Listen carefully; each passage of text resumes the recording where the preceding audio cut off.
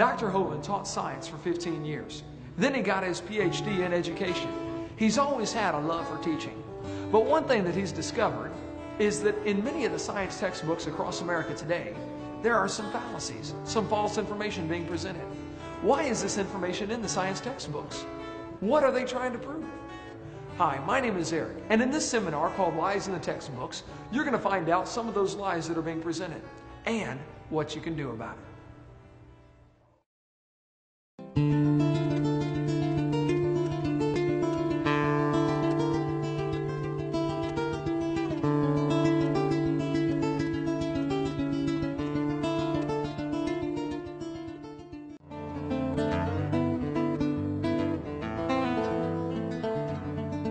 Welcome to our seminar tape number 4 on lies in the textbooks.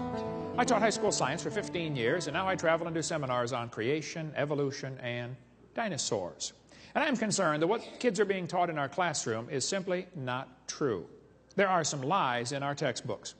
In our first few seminar tapes, we talk about a variety of lies in the books. Now, I like science. I'm not against science. I collect science textbooks. I have actually hundreds of them, and I really, really like science. But I'm concerned there are some things in these books that just simply are not true. Somebody wants your kids to believe a particular theory, which is understandable. Everybody tries to convert others to their belief system. I'm going to try to convert you to my belief system. That's perfectly fine for everybody to try to do that. However, you don't want to use lies to accomplish that. So I'm going to tell you about some of the lies in the textbooks. In my first 3 videos, on number 1, we talk about how students are being lied to about the Big Bang. It's a big dud. It didn't happen. They're being lied to about the age of the earth. The earth is not billions of years old. They're being lied to about the caveman. There's never been a caveman, unless you mean Osama bin Laden. Okay? They're being lied to about the dinosaurs. Dinosaurs did not live millions of years ago. Dinosaurs lived with Adam and Eve in the Garden of Eden.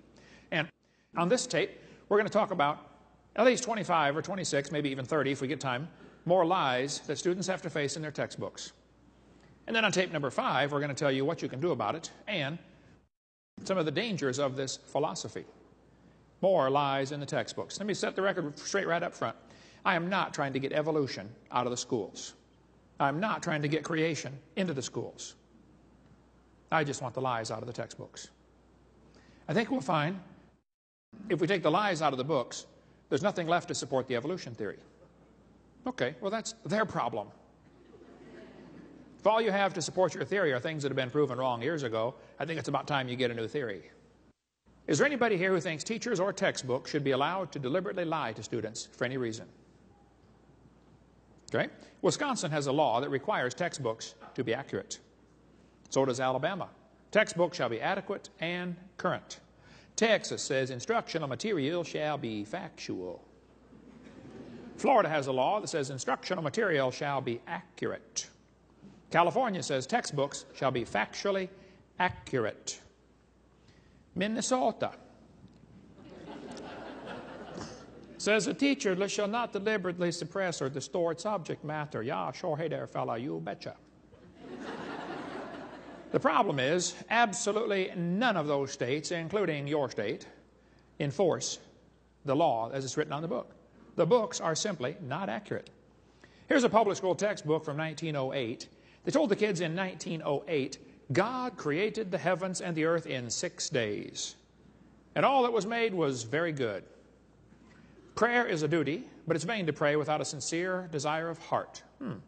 God governs the world in infinite wisdom. Public school textbook. Here's a public school textbook from the year 2000. Evolution is a fact, not theory. Birds arose from non-birds and humans from non-humans. No person who pretends to any understanding of the natural world can deny these facts. I think things have changed a little bit, folks. By the way, when he says evolution is a fact, this is called a mantra. They think if you say it long enough and loud enough, everybody will start believing it. It's not a fact. Evolution's a religion. This textbook says, boys and girls, even though most scientists and religious leaders no longer see evolution and religion as in conflict, a minority of Christian fundamentalists remain opposed to evolutionary biology. This is called slanted journalism. A minority of fundamentalists, they're trying to marginalize those, even though it's the majority of the population of America that believes this, not the minority. Look what it says over here. It says, Creation science states that all species were created by God roughly 10,000 years ago and that they have not evolved since. By the way, let me stop right there. That is not what creation science teaches. Creation science teaches that all the kinds of animals were created roughly 10,000 years ago. And the only evolution has been variations within those kinds. So they're setting up a straw man here so they can knock it down and think they won the argument. Keep reading here. As scientific issues, we know these assertions are false. Over here they tell the kids, if we prevent our secondary school students from learning what science has to offer, let me stop right there.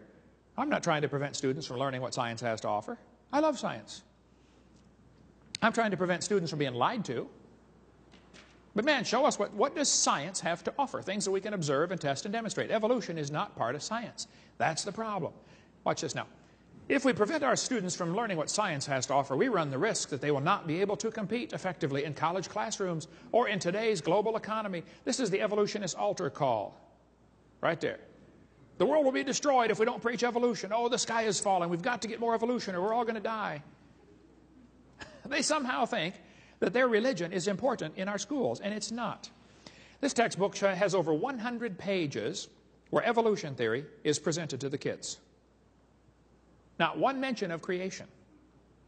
If they do mention creation, it's always in ridicule, like the one I showed you a minute ago. A minority of Christian fundamentalists. Folks, things have changed in our textbooks. Now, this chart shows how the atheists rate the United States based on how well they teach evolution. If your state is red, they think you're doing a lousy job of teaching evolution. Yay. Go Wisconsin. All right.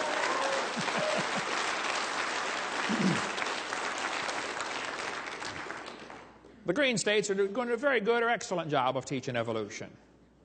They ought to be ashamed of themselves.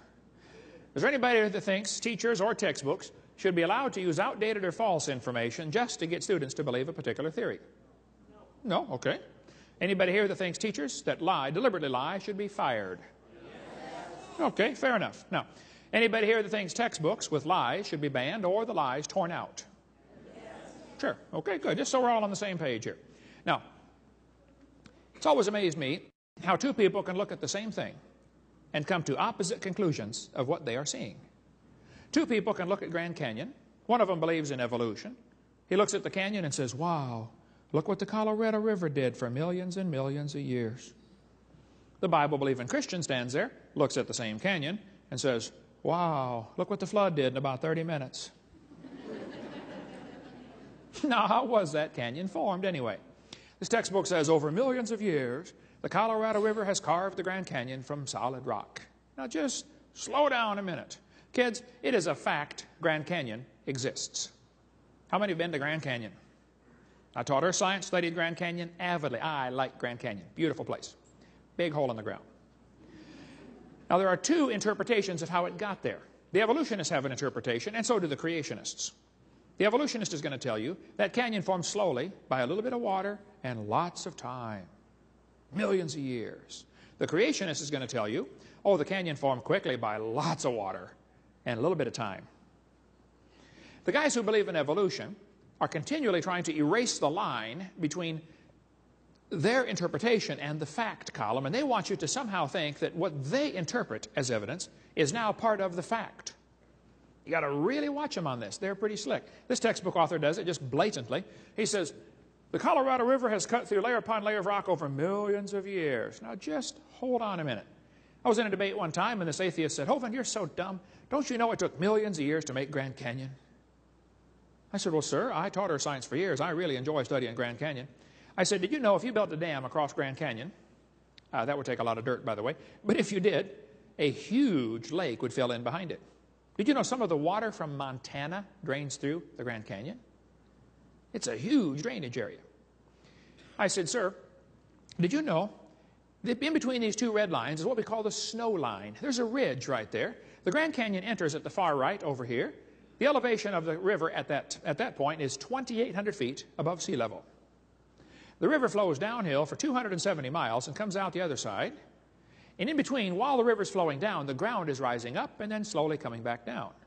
It is so wide, 270 miles, that you don't notice it until you get way back and look at it from a satellite. But if you look at it in a cross-section, this schematic shows the difference here. The river enters right here, and flows downhill and comes out the other side. It's actually going through a giant ridge, 270 miles long. At the highest point of the ridge, the river's at about 1,800-foot elevation, so it's nearly a 1-mile drop down into the canyon. Really big hole in the ground. I says, now, sir, there are a couple things you ought to consider about Grand Canyon. I said, did you know the top of Grand Canyon is higher than the bottom? He said, yes. I said, sir, did you know the river runs through the bottom? He said, yes. I said, sir, did you know the top is higher than where the river enters the canyon by over 4,000 feet? I said, sir, did you know that rivers don't flow uphill? I said, sir, did you know there is no delta? Nobody knows where the mud is that got washed out of there, but it's probably out in the Pacific Ocean. They can't find the delta for Grand Canyon. There is no possible way that river made that canyon. Grand Canyon is quite obviously a washed-out spillway. There used to be two big lakes, Grand Lake and Hopi Lake, and they got too full one day, who knows when. I suspect shortly after the flood. Maybe a few hundred years later, the ice caps melted or something, and the lakes got too full, and the water went over the top, while the ground was still relatively soft. Within the first few hundred years, washed out that canyon in a hurry. There are still beaches where the lakes used to be. They call them Grand Lake and Hopi Lake. The lake is long gone, but you can still see the beach line where the lake used to be. Grand Canyon is a washed-out spillway, folks. The water got too deep, went over the top, and washed out that whole region in a real big hurry. So when they tell you it took millions of years, they're lying to you. It did not. It's not geophysically possible. If you look at the way most rivers come together, almost all rivers join at what are called acute angles, less than 90 degrees. You can look at any map of the world, nearly all rivers come together and keep going the same general direction. Well, if you look at Grand Canyon, the rivers on the lower left side join at acute angles, normal river pattern. If you look at the right side, the rivers go backwards and run into the channel and turn around and come back the other way. This is evidence of a big lake that is draining.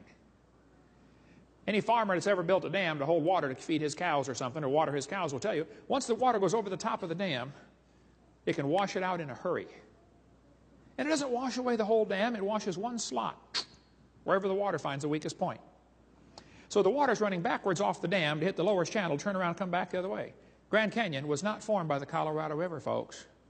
Grand Canyon was formed by a flood. A lot of water with a little bit of time. Are there any farmers or veterinarians in the crowd that might know what this machine is? Anybody know what that is? What is that, sir? That's a calf puller. That's a what? A calf puller. Once in a while, a cow has a hard time having that baby calf, and so to get the calf puller out, tie the cable around the calf's leg and jack the calf out of the cow. You get a few tons of pressure on there, that calf comes right out, no problem. One day, this farmer was out pulling a calf. It was a breech birth. The back feet are coming out first. Not good, but hey, it happens once in a while. And so the farmer had the calf puller out there, and he's pulling the calf out of the cow, and a city fellow stopped his car to see what on earth is going on. And the farmer said, hey, you ever seen anything like this before? The city fellow said, no, sir, I ain't never seen nothing like this. The farmer said, you got any questions? The city fellow said, yes, sir, I have one question. The farmer said, let's hear it. The city fellow said, how fast do you figure that calf was going when it ran into that cow? No, we're not separating the wreck here, fellas. You know, two people can look at the same thing, and one of them gets the wrong idea of what he's looking at. The Bible warned us that was going to happen. 2 Peter chapter 3, knowing this first, there shall come in the last days scoffers. Did you know there are people that scoff at the Bible? I deal with them on a regular basis. I attract them like a lightning rod. And the Bible says they're going to walk after their own lust. See, the reason some people don't like the Bible is because of their lust, not because of their science. They don't like that book because it chaps their hide. I tell them, you better get some Vaseline, man. You're going to need it because you're going to be judged by that book, whether you like it or not. Well, the scoffers in the last days, the Bible says they're going to say, where is the promise of his coming? For since the fathers fell asleep, all things continue as they were. Boy, that's an important phrase. Peter told us in the last days, the scoffers would say, The way things are happening now is the way they've always been happening. Long, slow, gradual processes. Uniformitarianism. The Bible says the scoffers will be willingly ignorant. Willingly ignorant. In the Greek, that means dumb on purpose. They're willingly ignorant of how God made the heavens and the earth. We covered that on video number 2, why it's heavens, plural. And how the earth was overflowed with water and perished. The scoffers are willingly ignorant of the flood. We'll cover lots more about the flood on videotape number 6. What caused the flood, anyway, and what damage it did to this planet. Well, one of the scoffers in the last days was a guy named James Hutton. James Hutton lived in the late 1700s, and he wrote a book and said the earth is much older than everybody thinks. Now, you need to understand, during James Hutton's lifetime, most people believed the Bible, and most people thought the earth was about 6,000 years old. But this was also a time of many revolutions. We had the American Revolution, the French Revolution, the Spanish, the Polish, the German. Everybody's getting rid of the king and establishing democracies.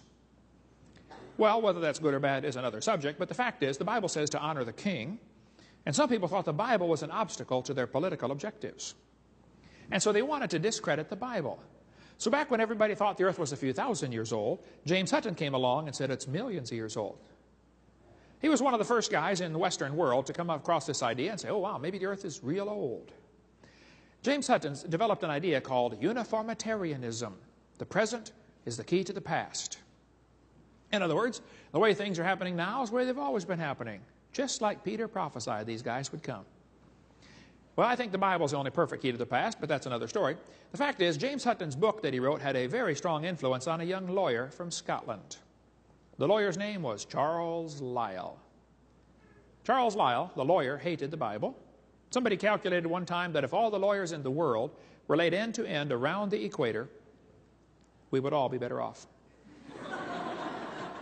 In 1830, Charles Lyell wrote this book right here, Principles of Geology. Here on this book, you can see his hatred for the Bible kind of ooze off every page. This guy really did not like the Bible. He kept referring to it as ancient doctrines. You know, you're outdated if you believe the Bible. He talked about those people who have religious prejudices because they believe the Bible. He said, men of superior talent who thought for themselves and were not blinded by authority. I mean, you can just skim through it for yourself and you'll see he didn't like the Bible. Charles Lyell said his goal was to free the science from Moses. What do you suppose he meant by that? You see, people who read what Moses wrote will feel that God made the world in 6 days and the flood formed most of the geology of the world. Noah's flood messed up the real estate big time. And if people believe the book that Moses wrote, they're going to think that coal, oil, natural gas formed from the flood when things got buried. And they're going to think the canyons formed as the water ran off from the flood. Lyell didn't like that idea. He wanted people to believe the earth is millions of years old. Charles Lyell, in this book, building on the work of a couple other guys, he developed the idea that each layer of the earth is a different age. And he invented what we call today the geologic column. How many have ever heard of the geologic column before? He divided the earth up into layers, and they gave each one a name, an age, and an index fossil. Maybe you saw the movie Jurassic Park, named after the Jurassic layer. Each layer was given a name, and they told everybody how old it was. Now, this was done in 1830, long before there ever was carbon dating, potassium-argon dating, rubidium-strontium dating, lead-208, lead-206, uranium-235, uranium-238. None of those existed. This was all done based on the assumption that each layer is a different age. They made up the whole thing out of the clear blue sky.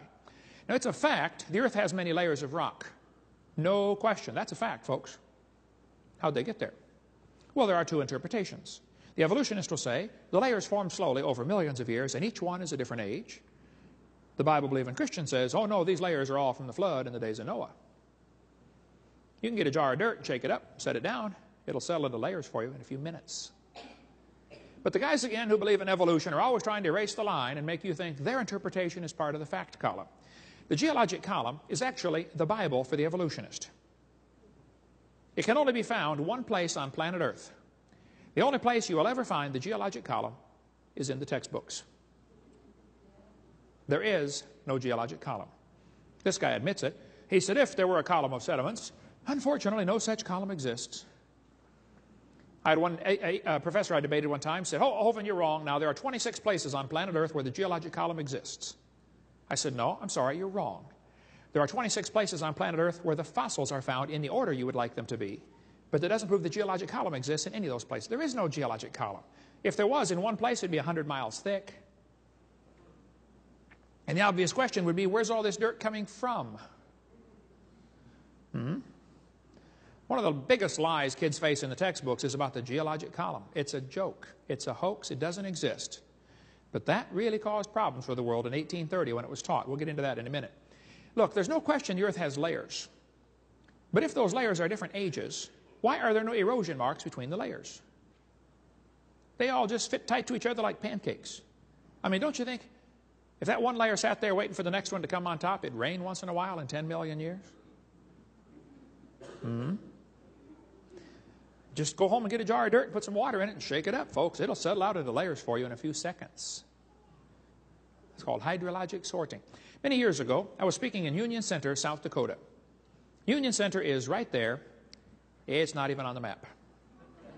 And South Dakota puts everything they can find on the map just to fill in the white places.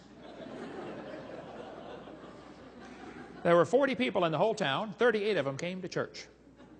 I don't know where the other two were. Probably out pulling a calf, I reckon. But we had a great time. It was a wonderful little church out there in the country. The preacher said, hey, Brother Hovind, let's go down to Rapid City. They've got a museum with dinosaurs. I said, man, I like dinosaurs. Let's go. So we all drove down to Rapid City. We walked in the door, and this old fellow met us at the door, and he said, folks, I'm a guide here. Would you like me to give you a tour? We said, that would be great, sir. The first place we stopped on this tour was the geologic time scale. They've got it behind glass, all lit up. It's holy. Don't touch it. Okay? We're standing there, and the guide said, now, folks, this layer of rock you're looking at right here is about 70 million years old. And it's so cool, because they always get that sanctimonious tone in their voice, you know. 70 million years old. Oh. My daughter raised her hand. She said, sir, how do you know that layer is 70 million years old? He said, that's a good question, honey. He said, we tell how old these layers are by what kinds of fossils are found in them. They're called index fossils. She said, okay. We walked around the other side. We're standing over here, and the guide said, now, folks, these bones you're looking at are about 100 million years old. My daughter raised her hand again. She said, sir, how do you know the age of those fossils? He said, well, honey, we tell the age of the fossils by which layer they come from.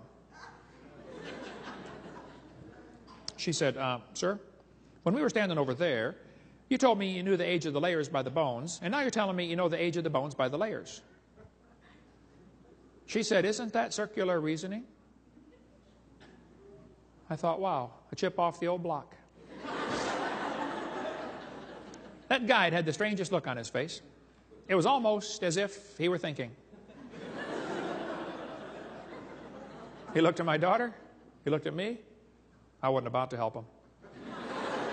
I thought, man, this is going to be good. I got to hear this. He looked back at my daughter. He said, man, you're right. That is circular reasoning. He said, I never thought of that before. That poor fellow drove 50 miles one way that night to hear me speak in Union Center, South Dakota. The crowd swelled to 39. We set up a chair in the aisle. Afterwards, he talked to me for almost an hour. He said, Hovind, is everything I believe about geology wrong? I teach this stuff at the college. I said, oh, no, man, I like geology. Are you kidding? You've learned the names of all the minerals. That's a good trick, folks. There are 1,200 minerals. Some have names about this big. I said, you've learned the hardness test, the Rockwell test, the scratch test. I said, no, sir, I like geology. I like rocks and minerals. I have a huge fossil collection, a big mineral collection. I like minerals. I said, but the part about them being different ages is all baloney. But he doesn't dare quit teaching it because he'll lose his job. See, people who don't support the evolution theory lose their job in public schools. That's the way it works. We cover more on that on video number 7. It's a carefully protected state religion. It's all based on circular reasoning. I'll show you. This textbook tells the kids on page 306 to date the date the rocks by the fossils. On the next page it says, date the fossils by the rocks. Circular reasoning. This is silly. Okay? This guy says, the intelligent layman has long suspected circular reasoning in the use of rocks to date fossils and fossils to date rocks. The geologist has never bothered to think of a good reply. This guy says, I can think of no cases of radioactive decay being used to date fossils. If they tell you they date the fossils by carbon dating or potassium argon or one of those other ones, they're wrong. That's not how it's done. Fossils are dated by which strata they come from. Strata are dated by which fossils they contain. Circular reasoning. Radiometric dating would not even be feasible if the geologic column had not been erected first. This guy says, the rocks do date the fossils, but the fossils date the rocks more accurately. I think the cheese done fell out of his sandwich, folks, okay? If somebody charges you with circular reasoning, here's how they answer them. They say, the charge of circular reasoning can be, in stratigraphy, can be handled several ways. It can be ignored. It's not the proper concern of the public. In other words, it's none of your business how we do it. Or it can be denied by calling down the law of evolution. It can be admitted as a common practice or avoided by pragmatic reasoning. But the fact is, it's all based on circular reasoning. I like to ask the evolutionists, I'll say, fellas, your geologic column contains limestone quite a few different places. I mean, if I just handed you a piece of limestone and said, how old is it? How would you know if it's 100 million year old Jurassic limestone or 600 million year old Cambrian limestone? I mean, they're both limestone. How would you know the age of it? They'd say, oh, that's easy. We would tell by the index fossils. Precisely my point. This textbook shows the kids a trilobite. And it says a trilobite's a good index fossil. If you find a trilobite, it probably lived 500 to 600 million years ago. I don't think so. Somebody found a human shoe print where the guy had stepped on and smashed a trilobite. They asked geologists all over, how could a human step on a trilobite if trilobites lived 500 million years ago? One guy said, well, maybe aliens visited the planet 500 million years ago. Hey, those aliens will do it every time. Another guy said, maybe there was a large trilobite shaped like a shoe that fell on a small one. Well, hey, there are some big trilobites, okay, but they're not shaped like a shoe. 2 Peter's got the best story about that one. The scoffers are willingly ignorant. You'd have to have help to be that dumb. You couldn't do it on your own. Trilobite had the most complicated eyeball ever. And that's supposedly one of the first creatures to evolve in the Cambrian explosion. I mean, come on, it's got an eyeball incredibly complex. Trilobites did not live millions of years ago. There could be some trilobites still alive. There certainly are isopods, which are very similar, except one-piece shell instead of 3 lobes. Otherwise, could be a descendant, a mutant, which is, by the way, which is a loss of information, not a gain. This textbook shows the kids a fossil graptolite. This is the New York State fossil. It says graptolites lived 410 million years ago. Only problem is they found graptolites still alive. Now, if they're still alive, couldn't they be found in any rock layer? This one shows the kids the Devonian period. It says this is from 325 million years ago. It has lobe-finned fish. They got a short leg and then the fin. Well, this is silly. Lobe-finned fish are still very much alive today. It's called the coelacanth. And when they first found the coelacanth still alive in 1938, they said, wow, would you look at this? They survived for 325 million years. It never dawned on them one time to question the geologic column. That thought never crossed their brain. This lady wrote a book about it, A Fish Caught in Time. Yes, boys and girls, this is our own great uncle, 40 million times removed. I'm not sure I can help somebody like that. This textbook says that Cretaceous and Jurassic period are from dinosaurs that lived 70 million years ago. Oh, come on. Dinosaurs have always lived with man. We covered that on video number 3. Dinosaur blood was found inside a T-Rex bone about 10 years ago. They tried everything they could to disprove it, and they couldn't. This is dinosaur blood cells. It's not going to last 70 million years. Human hands were found fossilized in the same strata as dinosaurs were found fossilized. Textbooks say the layers are different ages. I'm sorry, that's baloney. Now, Charlie Darwin didn't like round numbers. He said the Wealdian deposits are 306,662,400 years old. How he knows is anybody's guess. But here they are telling the kids the layers are different ages, and yet all over the world, petrified trees are found, like this one, standing up, connecting different rock layers. Now, if you have a petrified tree standing up, running through multiple rock layers, I don't think it's common sense to say the layers are different ages. Not by much, anyway. I mean, how long can a dead tree stand there before it falls down? 5 years, 10 years, 20 years, 5,000 years? I doubt that. And yet petrified trees in they're called polystratifossils, going through multiple layers. They're very common. Hundreds and hundreds have been found. It would only take one to prove the point. But hundreds have been found, petrified, standing up. In central Alabama, there's a large coal mine where they found all kinds of petrified trees standing up. Now, the kids have been taught for years that those two layers of coal, called the Manualele and the Blue Creek Formation, are different ages by millions of years. And yet when you get all the fossils together, they label them sample A, B, C, D, E, F, G, H. You can put it together and figure out and prove positively the Manualele and the Blue Creek had to form within a few weeks or months of each other. That's exactly what you'd get in a flood. We cover more on that on video number 6 about the flood, what caused the coal seams during the flood. Here's some from Cookeville, Tennessee. Petrified trees standing up, running through multiple layers. Joggins, Nova Scotia is famous for its petrified trees in the vertical position.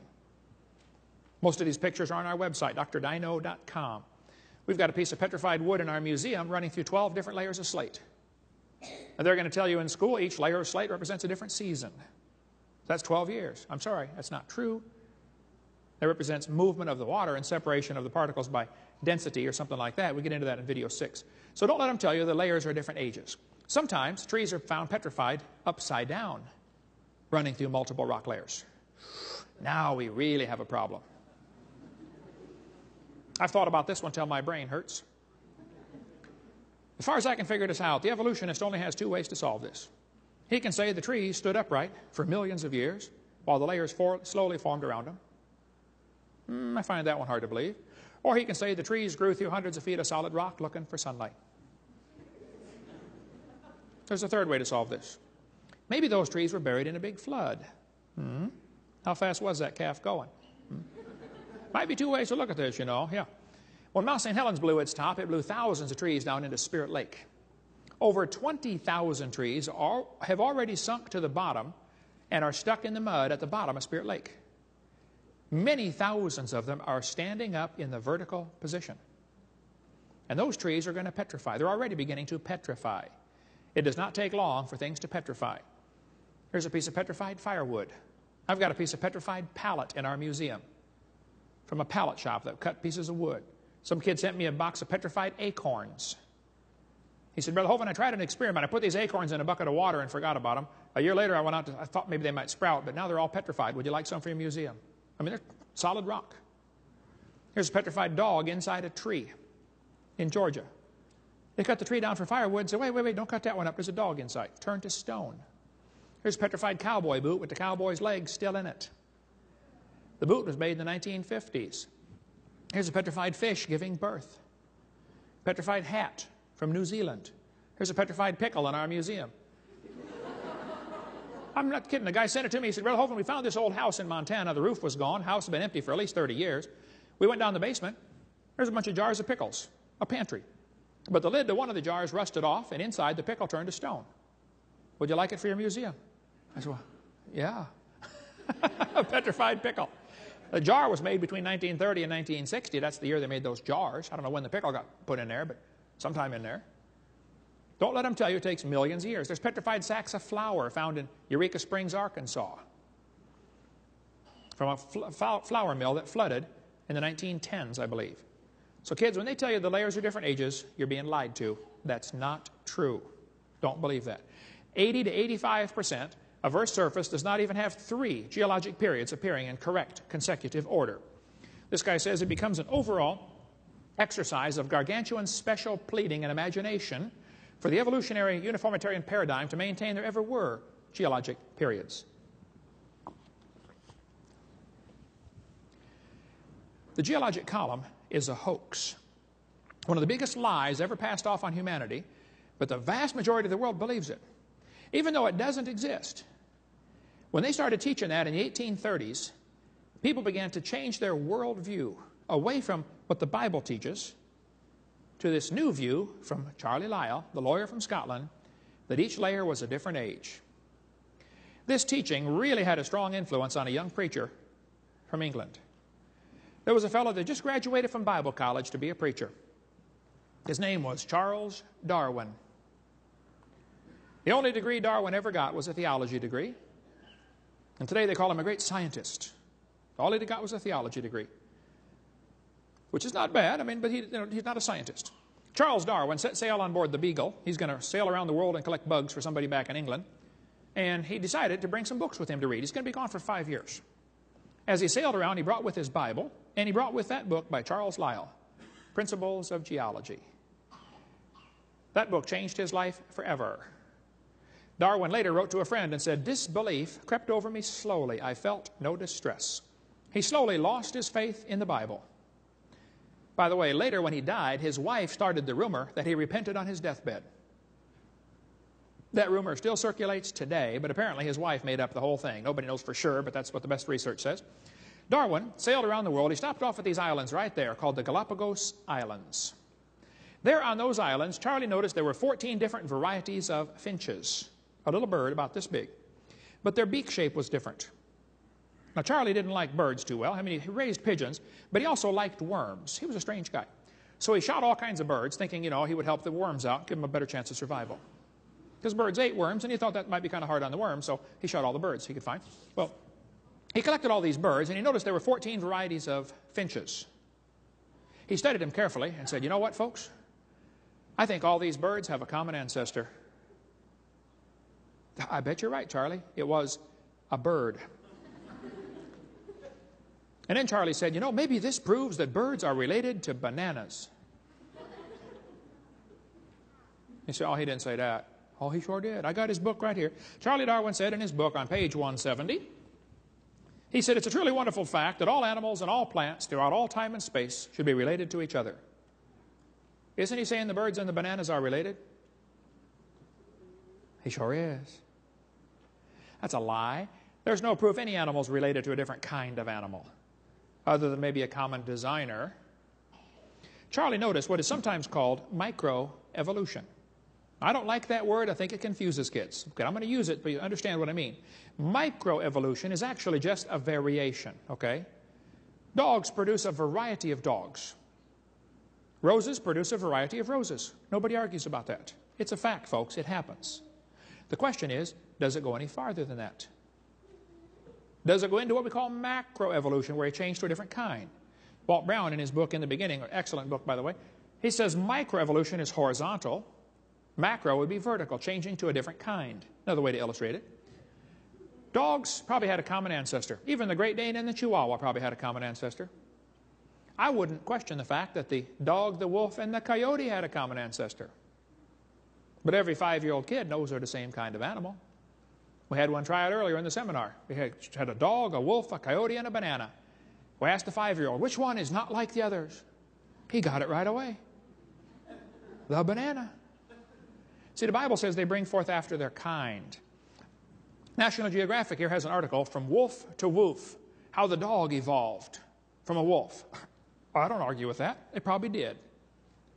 But it's still the same kind of animal. Here's Mickey Mouse evolving. Yeah. The Bible says they bring forth after their kind, not after their species. But this guy says, the results of this and other similar surveys are startling because evolution has been a settled issue in science for nearly 150 years. They found out that 46% of adults in the United States do not think humans had evolved. Well, you better define what you mean by evolved. Right, the majority of folks do not think they came from a rock 4.6 billion years ago. Now, if you want to believe that, that's fine. I don't care what you believe, but don't call it science. Evolution has 6 different meanings. First, you'd have to have cosmic evolution, the origin of time, space, matter. Secondly, you'd have to have chemical evolution. The hydrogen from the Big Bang would have to evolve to all 92 elements, plus the synthetic ones. Then you'd have to have what we call stellar evolution. The stars would have to evolve. And nobody's ever seen a star form. We see them blow up all the time. And yet there's enough stars out there that everybody on planet Earth can own 2 trillion of them to yourself. Those are the ones we know about. We don't know about the ones we don't know about.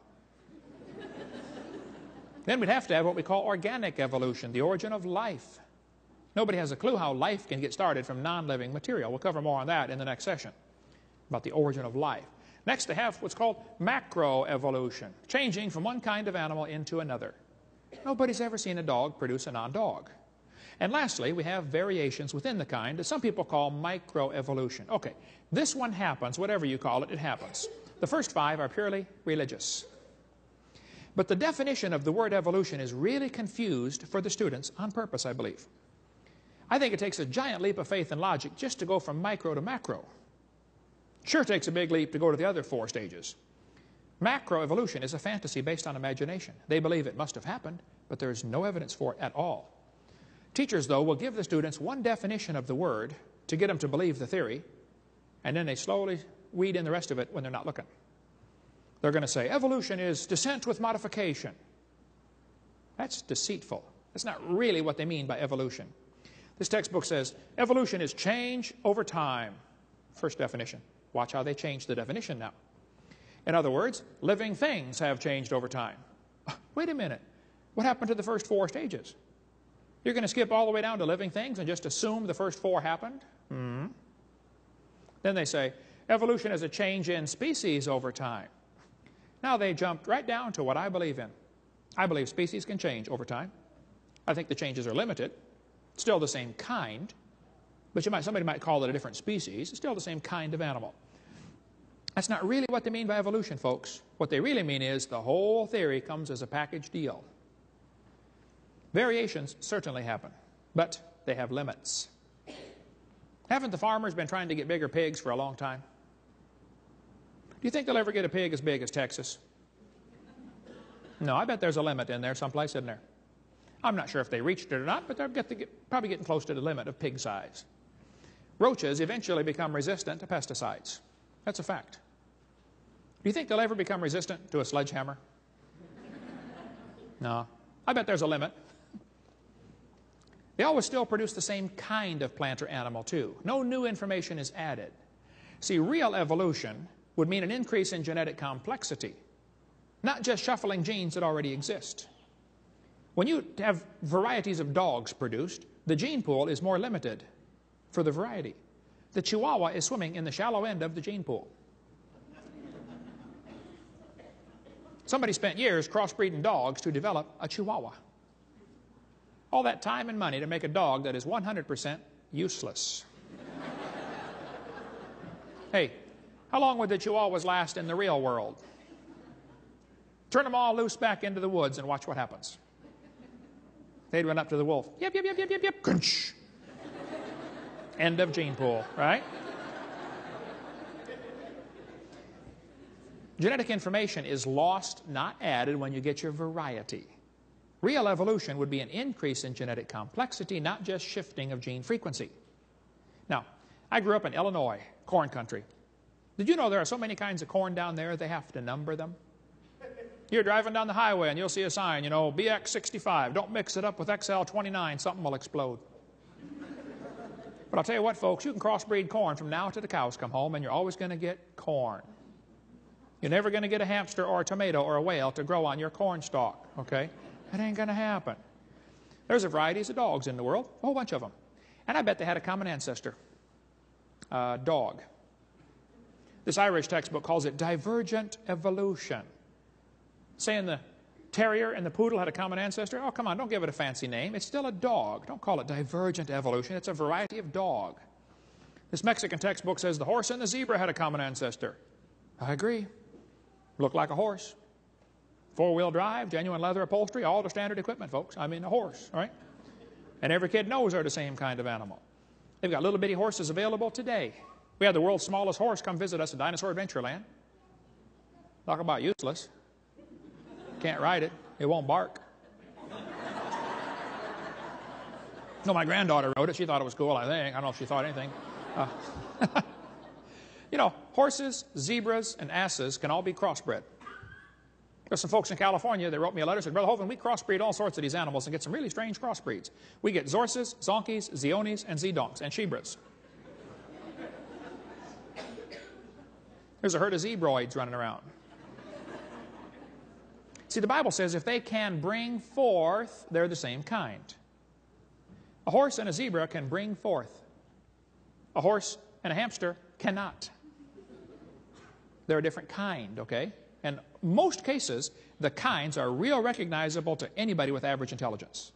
There might be a few questionable ones in there. Okay, I think that's worthy of research. But the fact that we don't have the answer to every single one doesn't prove that everything is related, like the evolutionist says. You know, in the last 100 years, the Kentucky Derby has gone from an average winning speed of 127 down to 123. Now, even back in the early days, they had some low times turned in. Question: how much money would you guess has been spent on the Kentucky Derby trying to get faster racehorses? Millions and millions and millions of dollars, right?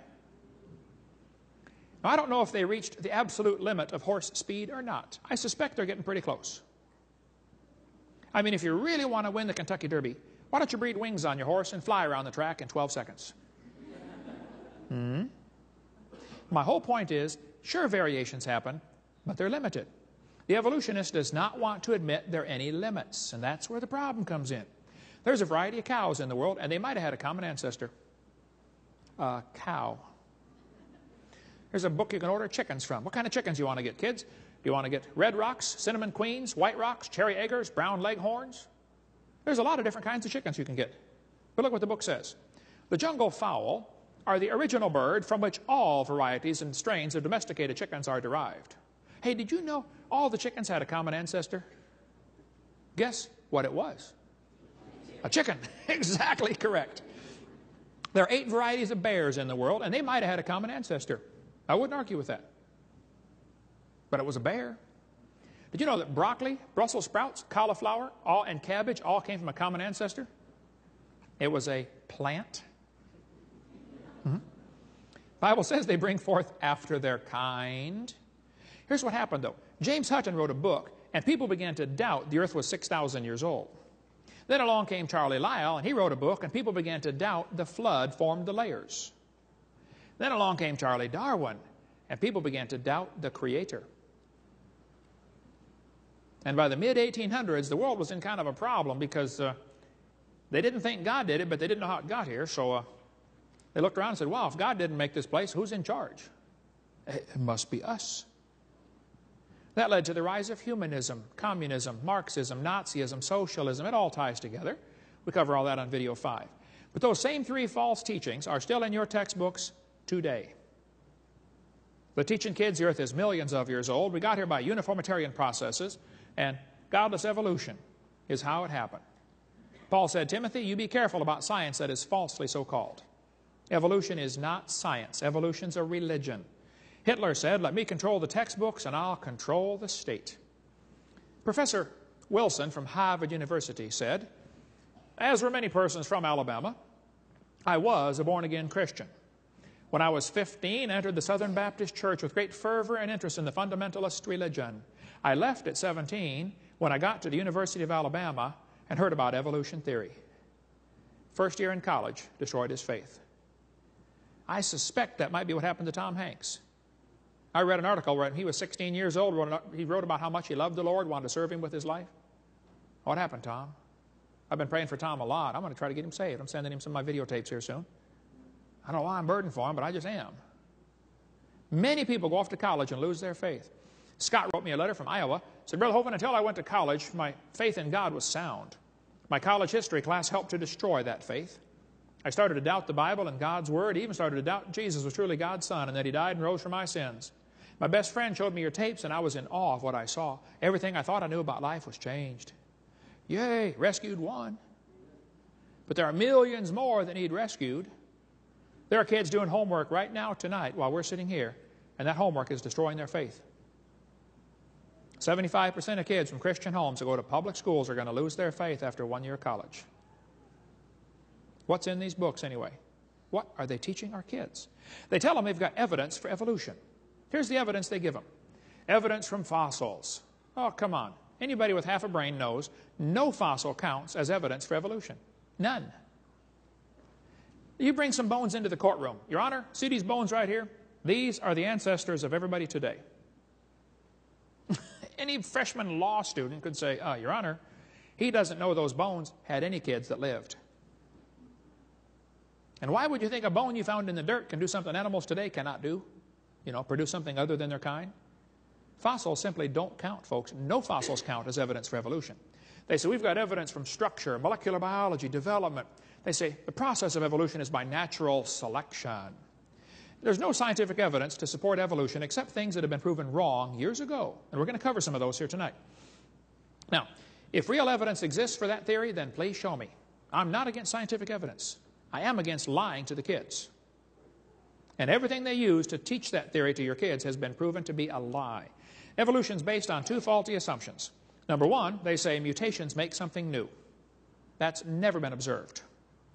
Number two, they say natural selection makes it survive and take over the population.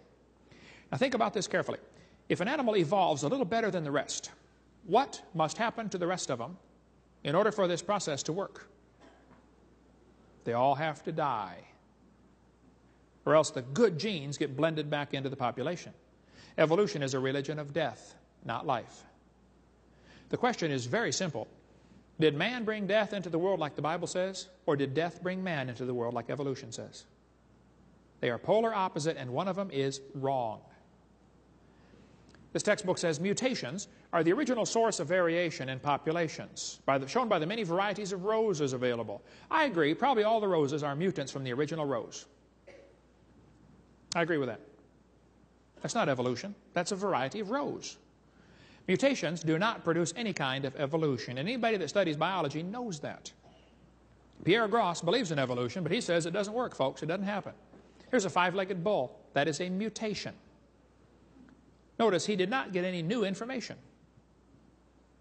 Getting an extra leg is not new information. It's a scrambling of existing information.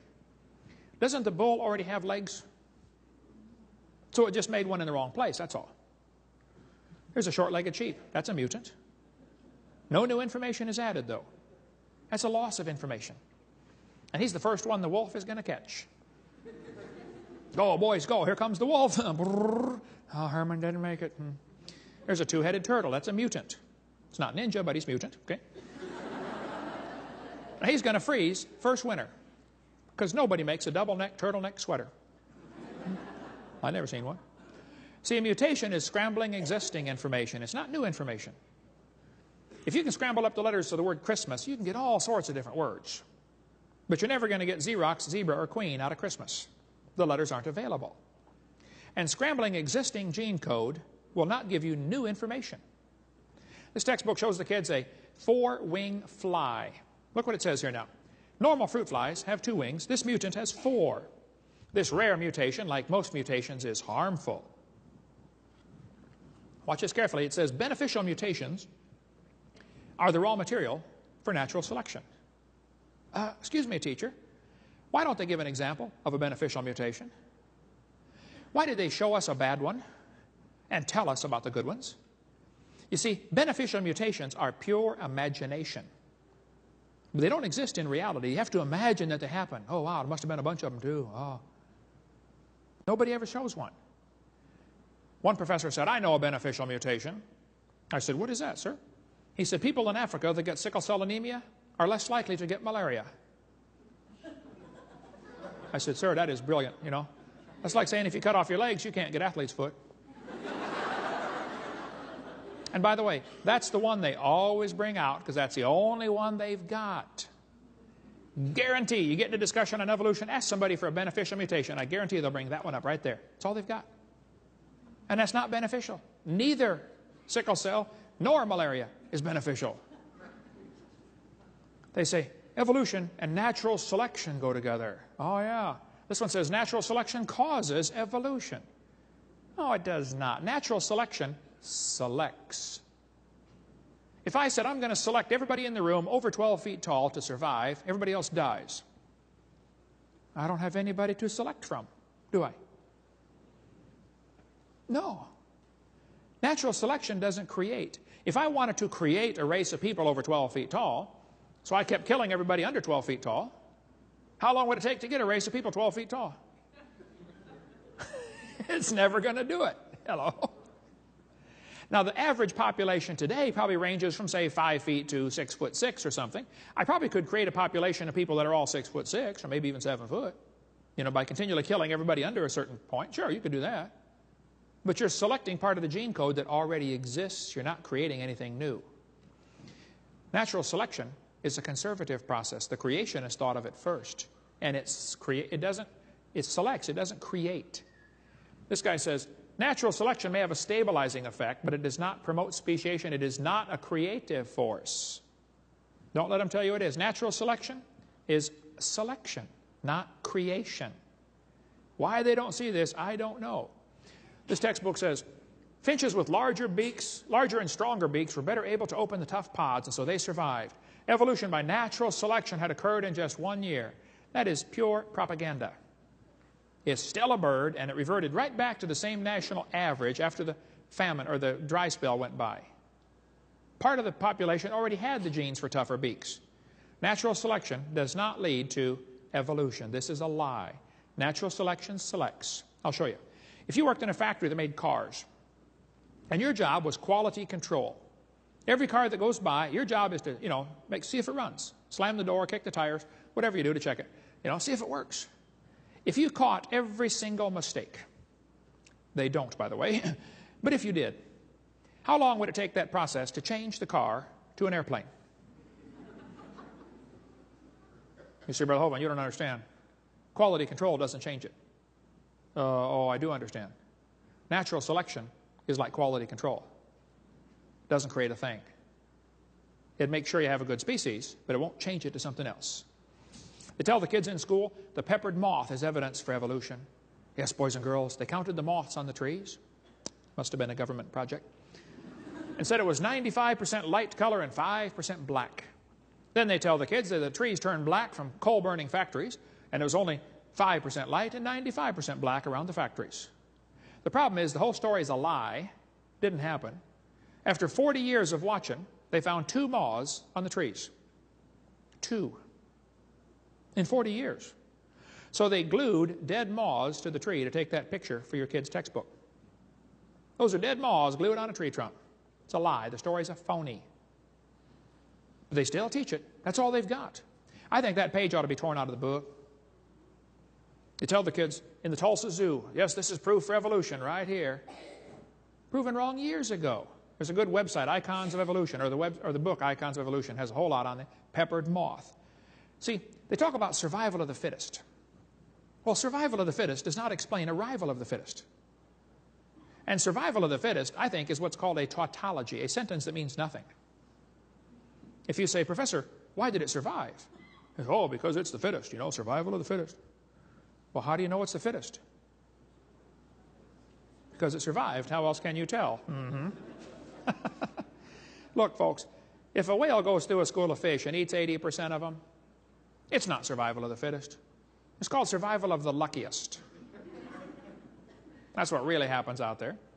But some of these people make these good observations and still come to the wrong conclusions. I don't know if you heard the story, but there was a bunch of scientists one day that wanted to see how far a frog could jump. They put the big old frog down there and said, jump, frog, jump. That frog, boing, he jumped 80 inches. Wow. They brought him back, cut off one leg. Said, jump, frog, jump.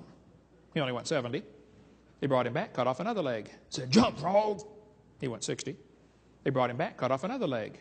Said, jump, frog. He went 50. They brought the frog back, cut off his last leg. Said, jump, frog. They expected he might go maybe 40 based on the data so far. Actual jump was 0. The frog didn't move. They yelled louder, jump, frog. Frog didn't move. They were baffled. They tried the experiment again. New frog. Got the same results every time. So the brilliant scientists got their data together and said, folks, you know what? We can conclude that the frog jumped less as the legs were removed. Hey, you have to give them credit, folks. That is a good observation. Then they said, but we must conclude that a frog with no legs goes deaf. You had a good observation there, fella, but you blew it with your conclusion. That's what they did with the fruit flies, though. They put them flies in the laboratory, and they nuked them and microwaved them and x-rayed them and did all sorts of mean things to those flies, and they got all kinds of mutated flies. They got flies with curled wings. They fly around, bzz, bzz, bzz, bzz, couldn't go anywhere. They got flies with no wings. What do you call that? A crawl? Can't fly. They raised all these mutated flies in the laboratory and said, folks, you know what? All the mutations observed produced flies that were inferior to Grandpa Fly. Hey, that's a good observation. They said, so we must conclude that flies have evolved as far as they can go. Jump, frog, jump. got a good observation there, but you know, maybe you could conclude that God made them right to begin with, and all you're doing is messing them up in your laboratory. Yeah. This guy says, flies in the north have wings 4% larger than flies in the south. And that proves evolution? Who is dumb enough to care? Then they tell the kids to think critically. Yes, boys and girls, do you think humans are still evolving?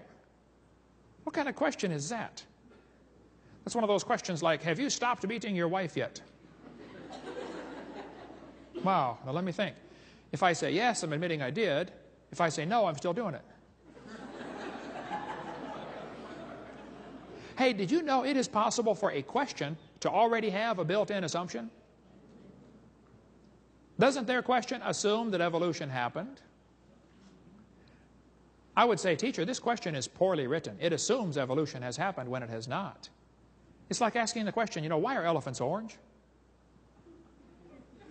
You know, that's a good question. Why are they orange anyway? I don't know. They're not. Hello. And this question is not designed to make the students think critically. Do you think humans are still evolving? That's a Soviet-style indoctrination type question. And when the kid gets done with this course, he's going to think he knows how to think critically. And he doesn't know how to think at all. He knows how to be told what to believe. That's not education. That's indoctrination, Soviet-style.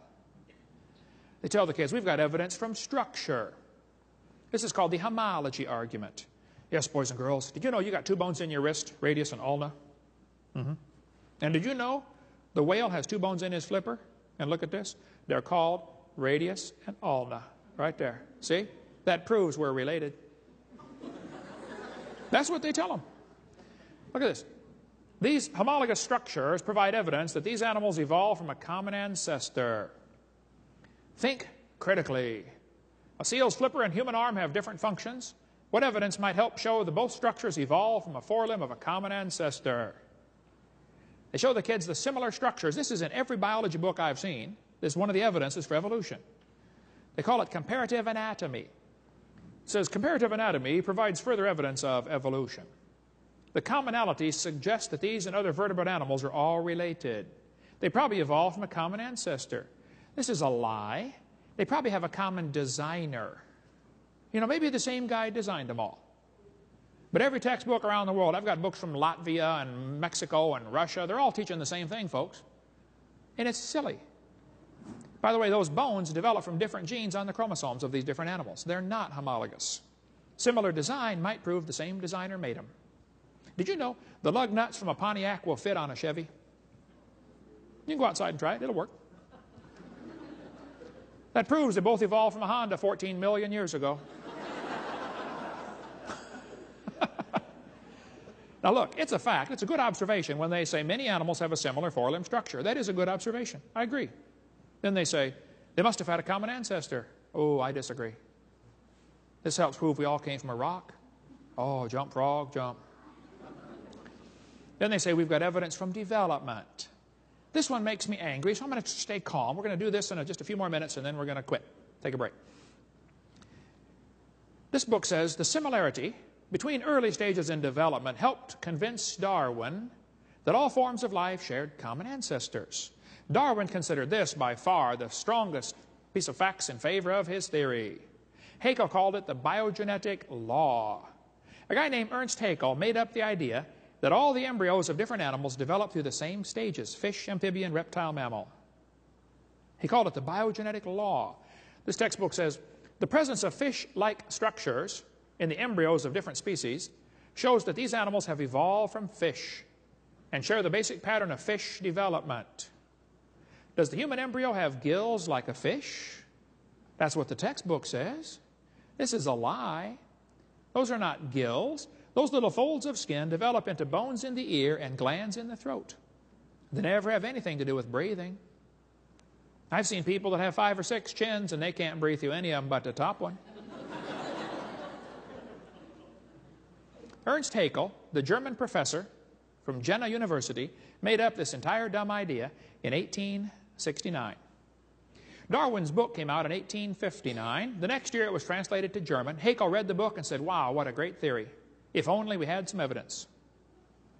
9 years later, they still had no evidence, so Haeckel decided to make some. He was an embryology professor. He's taught how embryos develop, so he took a drawing of a dog and a human embryo and changed them, made them look just alike, and said, see, this proves we have a common ancestor with dogs. Well, nobody caught on or stopped him, so he did a bunch more. He took drawings of all kinds of different animals and faked them, and he made them all look very, very similar. Haeckel made giant posters of his fake drawings and traveled all over Germany and told everybody, you ought to believe this new theory because we've got the proof right here. After all, he's a professor of embryology. He wouldn't lie, would he? And how many folks back then had microscopes to check him out? We're talking creatures about this big, you know. Haeckel just about single-handedly converted the Germans to believing in evolution, which led to the obvious conclusion, hey, if evolution is true, then maybe one race has evolved farther than the rest. I wonder who it is. Must be the Germans. We'll see where that led on tape 5. On top are Haeckel's fake drawings. Underneath are actual photographs of what he claimed he was drawing a picture of. Haeckel lied deliberately. His own university held a trial and convicted him in 1875. He said, I should feel utterly condemned, except hundreds of biologists lie under the same charge. Everybody else lies, so it's okay for me to lie too. Haeckel's biogenetic law is as dead as a doornail, folks. It's not true. It never was true. Proven wrong, 1875. It's not true. He was convicted of fraud. His own university held a trial and convicted one of their own professors of lying. But his drawings are still used in textbooks in your county tonight. Proven wrong 125 years ago. Darwin wrote his book, 1859, he predicted evidence would be found. 1869, Haeckel faked the drawings. 1875, he was convicted of lying. But his drawings are still in textbooks 125 years later. Now, I know it takes a while for textbooks to get up to date. But I think 125 years is long enough. They're still teaching this stuff in textbooks all over the world. This one says, they have proof of evolution from a common ancestor because of the gill slits on the human. This is simply a lie. Here's a year 2000 textbook teaching it. 2001 junior high textbook. The similarities provide evidence that these three animals evolved from a common ancestor. What similarities, teacher? Don't you see they have tiny gill slits? Folks, this is a lie. Why are we still teaching this to our kids? Here's a 2000 college textbook. Similar, humans and fish embryos resemble each other because humans and fish share a common ancestor. This college textbook says the human has gill pouches. Biology, Arms in Camp, one of the worst ones there is, shows a 5 to 6 week embryo, but then it says by 7 months, the fetus looks like a tiny normal baby, but it's not. It's not a baby at 7 months. Hello? It's a human at conception. Every doctor knows that. 34% of babies born at 5.5 months are going to survive. Maybe you heard about the lady that had surgery on her baby before it was born. They cut the mother open, cut the uterus open, and there's the baby holding the doctor's finger, 5 months along. Let's see, the angel of the Lord said, behold, thou art with fetus.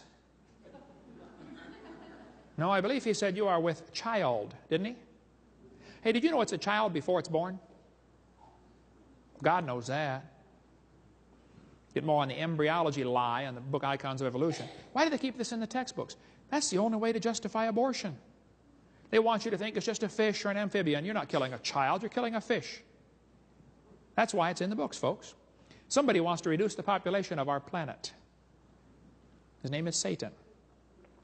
Cover more on that on video number 5 about the effects of this evolution teaching. I live in Pensacola. You might have heard of my town. We've had 2 doctors killed that were doing abortions. Several clinics blown up or burned down. I didn't shoot any doctors and I didn't blow up any clinics, okay? And I don't think Jesus would do it that way either. He grew up under Roman control, you know. He didn't go around blowing up tanks and burning down bridges. But the doctors were murderers, plain and simple. When the first doctor got shot, I happened to be preaching in Fort Lauderdale. The next day I was flying home, anyway, and right in front of me on the airplane were 2 women from NOW, National Organization for Wild Women. They were upset, boy. They were going to go march around Pensacola, you know, protesting this doctor getting shot, Dr. Gunn. As we got off the plane, I noticed on their shirt they had in huge block letters, "Choice above all." So, being my mild-mannered self, I said, "Excuse me, ma'am, what does this mean, choice above all?" She said, "We believe a woman ought to have a right to choose." I said, "Choose what?" She said, "Choose to have an abortion. It's her body, you know." Well, yes, ma'am. If she wants to abort her body, I suppose that's fine. But it looks to me like she wants to abort somebody else's body. You know, when you consider half of them are male, it's not her body. Think about it. I said, "Ma'am, I'm kind of curious about this. I have 3 kids, one of each. I delivered one of my kids at home. I taught biology and anatomy. I used to raise hamsters. I'm kind of familiar with how this works." I said, "Tell me, why does the woman's right to choice stop at birth? Why don't we let the mother kill the baby after it's born? It'd be a lot safer and simpler." By the way, that's what Peter Singer wants. He's pushing for abortions up till the kid's 28 days old. You can decide if you want to keep it or not. Coming soon, folks. You watch for that one. I said, I got an idea. Let's extend abortion rights up until the kid's 2 years old. I know a lot of mothers with a 2-year-old that have thought about it a time or two. I won't ask you to raise your hand, but I know you're out there. Hey, let's extend abortion rights up until the kid is 18. I bet they'd behave a lot better. "All right, son, one more time, and I'm going to abort you." "Hey, teacher, where's Johnny today?" "Oh, he didn't do his homework yesterday, so his mommy aborted him." Hey, grades would skyrocket, folks. Well, the ladies didn't want to talk about it anymore, I guess, because they left. And so I went and got my luggage, and I'm waiting talking to a cameraman. He showed up from Chicago to film this rally. I thought, now, wait a minute. There's going to be 6 people march around town. It's going to make worldwide news. You can get 100,000 people to line your streets against abortion, and it won't make the news. Have you noticed that? You know, the news media calls them pro-choice. And they call guys like me anti-abortion. Anti is a negative term. Pro is a positive term. It's called slanted journalism. That's one of the reasons I refuse to take the local paper. We get a call once in a while. "Hey, you want to take the local paper?" I say, "No, ma'am, we don't have a parakeet." That's what I tell them.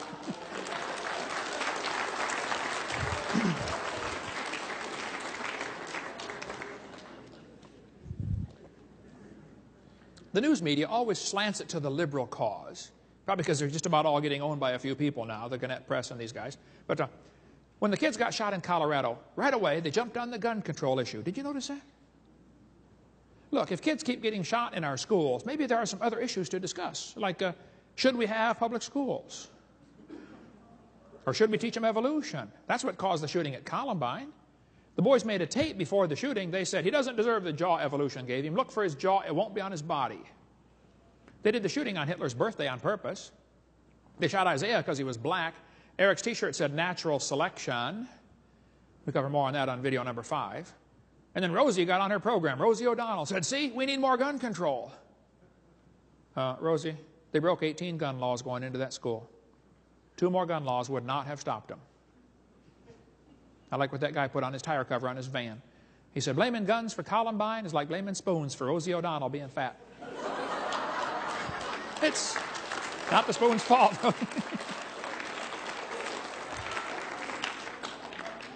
You know, if kids keep getting shot in our schools, maybe the issue we should discuss is certain criminals ought to be publicly executed. Or maybe we should discuss the issue, should all law-abiding citizens be required to carry guns to protect themselves? Yeah. Somebody sent me this button as a joke. Proudly unarmed. Would you wear that? Think about it. What does that say to a criminal? Rob me. Isn't that exactly what it says? Our founding fathers gave us the Second Amendment, the right to keep and bear arms. The purpose of the Second Amendment is not so you can go duck hunting. The purpose of the Second Amendment is so you can protect yourself if the government goes bad. That's why we got it. Hey, did you know there's an awful lot of animals that eat grass that have horns? You don't need horns to eat grass. But see, you need the horns to explain to the lion, "Stay off my back so I can eat the grass." And that's the purpose of the Second Amendment, so the citizens can explain to everybody else, leave me alone. I just want to work and earn my money. Now leave me alone. Right? Get into more of that on part 5. Here's the logic they used to justify abortion. They're going to say it's not human. Oh, come on, that's not true. Proven wrong, 1874. They're going to say it's not viable. It can't live on its own. Well, you're not viable either, stark naked on the North Pole. They say it can't live on its own, so we can kill it. I know kids that are 25 that still come borrow money from Dad. Hey, Dad, can I borrow some money? Ought to be able to live on your own by now, son. They're going to say the child may be unwanted. Show me a kid there's a lot of kids that are unwanted today. My parents moved 4 times when I was growing up, but I found them every time. Now listen, there's probably 15 people in this room that have had an abortion. Now you listen carefully. God loves you and can forgive you, and it's not a problem. I mean, half the Bible's written by murderers. You don't have to go on the rest of your life, trying to justify it. Just admit it, confess it, say, Lord, I'm sorry, forgive me, and go on and do something for God with your life, okay? Quit your whining and go serve God. They're going to say the child may be a financial burden. Show me a kid that's not. Every kid's a financial burden. Come on. They're going to say it might be from rape or incest. Well, then you killed the rapist, not the baby.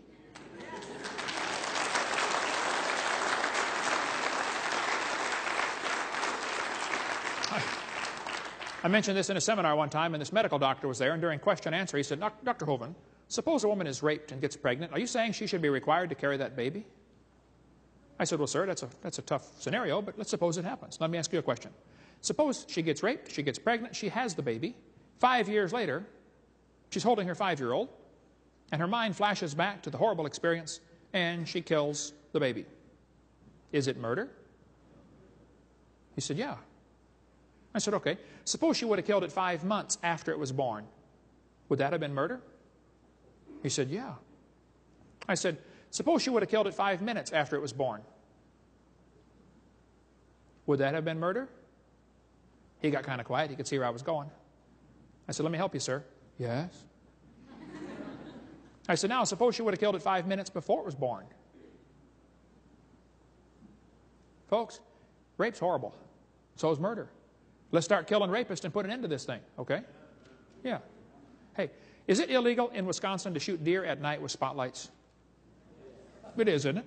You have to give them a sporting chance, right? Why don't you pass a law up here that says we're going to give the baby a sporting chance. If a woman goes to have an abortion, the nurse there will have a jar of marbles to have a lottery to decide who dies. 1 marble for baby, 1 for mother, and 1 for father. And 1 for doctor. And 1 for governor. Now let's put several in there for the past president. Yeah. There we go.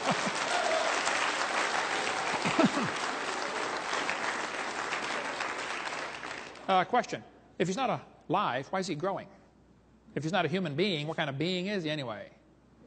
This woman says, honk if you're pro-choice. Yeah, it's easy for her to be pro-choice. She's already been born. Did you know everybody that ever voted for abortion has already been born? You ever think about that? Let's let the babies that aren't born vote on it and see what they say. They're going to say, abortion's legal. It doesn't make it right. You know, 1936, the German Supreme Court declared Jews are not persons. That was the decision that opened the way for Jews to be murdered. After all, they're not a person, so you can't be guilty of murder when you kill one. I've been to Germany 3 times. I read lots of books about Hitler and the Holocaust just to keep my blood boiling. Hitler did what he did because of his belief in evolution. He thought he was helping out. He thought the Germans were the superior race. They deserved to rule the world. Hitler wanted to make the practice of Germany conform to the theory of evolution. Hitler offered to send the Jews to anybody who would take them. You know, Roosevelt refused to let the Jews come to America in 1938. They could have been saved, folks. Our president wouldn't let them come. Hitler's book, Mein Kampf, showed his evolutionary thinking, which he had probably since he was a boy. This guy says evolutionary ideas lie at the basis of all that is worst in Mein Kampf. Hitler said it was the duty of the strong to trample the weak. He said, I have the right to exterminate an inferior race that breed like the vermin. Hitler said singled out the idea of biological evolution as the most forceful weapon against traditional religion. See, traditional religion like Christianity says nobody's better because of the color of their skin. Hitler didn't like that idea. He said nature doesn't like the blending of a higher with a lower race. He kept talking about Aryan blood and lower peoples. Who's a lower people, Adolf? Well, I found Hitler's hit list. I read lots of books about Hitler. Hitler thought the blonde-haired, blue-eyed Norwegians were close to pure Aryan, the superior race. Did you follow all that? Blonde hair, blue-eyed, Norwegian. Vår står det till idag. Ja, sure you betcha. Oofta, hey there, fella. He thought the Germans were mostly Aryan. The Mediterraneans are slightly Aryan. The Slavics are half Aryan, half ape. Orientals are slightly ape. Black Africans, mostly ape. Jews, close to pure ape. Hitler killed the Jews because of his belief in evolution. He was trying to speed up the process, to help humanity out, get rid of the inferiors. Hitler also hated black people. Does anybody know where the Olympics were held in 1936? Germany. Does anybody know who won the most gold medals? Jesse Owens, the black American athlete. Hitler was so angry, he walked out of the stadium and said, "It's not fair to make my men race against this animal." Hitler said, "I think Christianity is the most fatal, seductive lie that ever existed." Because Christianity teaches, God hath made of one blood all nations of men to dwell on the earth. Now, if you think you are superior to somebody because of the color of your skin, number one, you're wrong. Number two, you're stupid. Number three, you're not right with God. And I preached the same message in Georgia and Alabama and Mississippi. And I would preach it to the KKK. You're wrong. I stood in the courtroom in Nuremberg where the trial was held. Those guys, 50 years ago, said, "We did nothing illegal. We're just obeying orders." Yep, and they were found guilty of murder, weren't they? And just because our Supreme Court said the unborn child is not a human, not a person, that was the decision. 1973, Roe versus Wade. I don't care what the Supreme Court said. It's a person. It's a human at conception. But since that decision, we've now had 40 million babies killed by abortion in America. 1 billion worldwide. 1,000 million. On September 11th, 2001, 3,000 Americans were killed by terrorists. Our government spent millions of dollars trying to hunt them down and kill them, right? You know what else happened on September 11th, 2001? 4,500 Americans were killed by abortion. Nobody said a word. It happened again on September 12th and September 13th and the 14th and the 15th, and every day since then it's going to happen again tomorrow. What are we doing, folks? Are we nuts? Margaret Sanger started a group called Planned Parenthood. The purpose of Planned Parenthood was to eliminate the inferior species. She thought the Jews, Orientals, and blacks were human weeds. We could spend hours on Margaret Sanger. Get our videotape college class, CLC 103, I believe, where we cover this. Planned Parenthood published a document in 1952 where they said, what is an abortion? Is it an operation? No, it's not an operation. Is it, what is child planning, they called it. How to plan your children. Birth control. Is it an abortion? They said, definitely not. An abortion requires an operation. It kills the life of a baby after it has begun. Boy, Planned Parenthood changed their tune in the last 40 years, haven't they? The Bible says, these 6 things doth the Lord hate. Hands that shed innocent blood. Cursed be he that taketh reward that shed innocent blood. And all the people shall say, Amen. Amen. Your kids are going to be told in school that your appendix is vestigial. You don't need it anymore. Oh, that's a lie. Your appendix is part of your immune system. You do need your appendix, okay? It's true you can live without your appendix, but you're going to have a greater chance of quite a few diseases. Just because you can live without something doesn't mean you don't need it. You can live without both your legs and both your arms and both your eyes. It doesn't prove you don't need it. This one tells the kids the whale has a vestigial pelvis. It says many organisms retain traces of their evolutionary history. For example, the whale retains pelvic and leg bones as useless vestiges. What's this talking about? The National Center for Science Education, all 4 of them working in this little storefront building, call themselves the National Center, you know, big name, little bitty building right there in Berkeley, California. They say Bossy, the cow, evolved to the whale. Really? Wow.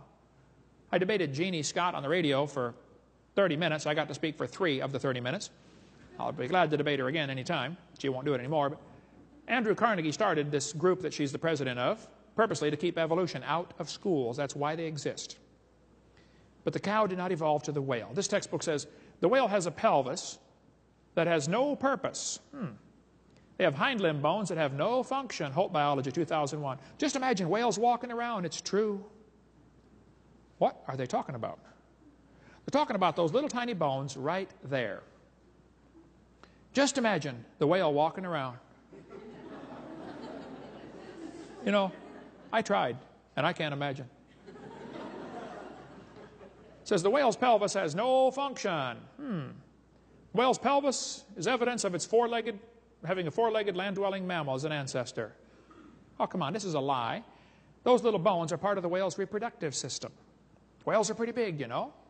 That supports different muscles. The whales cannot reproduce without those little bones. It has nothing to do with walking on land. It has to do with getting baby whales. So the guys that are writing this are real ignorant about whale anatomy, or they're lying to your kids trying to make them believe a theory. There are no vestigial organs, and if there were, that would be the opposite of evolution. The whale did not evolve from any kind of other animal. It descended from the first whale that God made. You know, the ambulocetus here, only the dark bones were actually found. But they can make up all kinds of stories from a few little bones. We could talk for hours on whale evolution. We cover more of this on our college class, or get a hold of me later if you want a whole lot more on the whale evolution. It's just simply baloney. We have in our museum a 15.5-foot python snake skin. Way down near the south end of that snake, you'll see little tiny claws. There they are, right there, little bitty claws with a little bone inside. Now look what this textbook says. Snakes have rudimentary hind legs. Excuse me, those are not hind legs. Those little claws are used during mating. Snakes don't have any arms, you know. And they can't talk and say, scoot over, honey, okay? It's got nothing to do with walking on land, okay? This has to do with getting baby snakes. Now, these guys ought to quit lying to the kids. This one says, humans have a tailbone that is of no apparent use. I was in a debate with the president of the North Alabama Atheist Association. He got up in front of God and everybody. He said, folks, we got proof for evolution. Humans have a tailbone they no longer need. I said, Mr. Patterson, I taught biology and anatomy. I happen to know there are 9 little muscles that attach to the tailbone, without which you cannot perform some valuable functions. I won't tell you what they all are, but trust me, you need those muscles. I said, now, if you believe the tailbone is vestigial, I will pay to have yours removed. Bend over.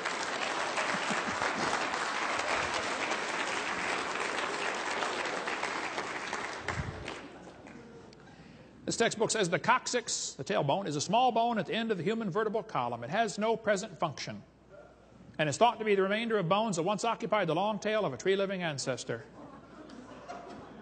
They told me when I was a kid, man used to have a tail, but he lost it because he didn't need it. That was the teaching that started me believing in evolution when I was about 9 years old. And later I thought, wait a minute, lost it because we didn't need it? Have you ever thought how handy a tail would be? Have you ever come to the door with 2 sacks of groceries? Huh? Man, you could open that door right up and walk right in there. You could drive down the highway and hold that can of Coke and tune that radio knob all at the same time. Lost it because we didn't need it. Come on, that's a lie. We've been offering $250,000 for a long time for anybody with any real evidence for evolution. If you've got some, show me. But quit lying to the kids. I tell people, those lies ought to be torn out of your book. I was in a debate one time and I mentioned, look, that page ought to be torn out. It's not true. The one professor, when I got done, said, now, Hovind, I don't think we should deface textbooks. I said, well, sir, if you were teaching math and you came across a book that said 2 + 2 is 5, what would you do? He said, oh, I tell my students to mark off the wrong answer and write in the right answer. You would deface a textbook?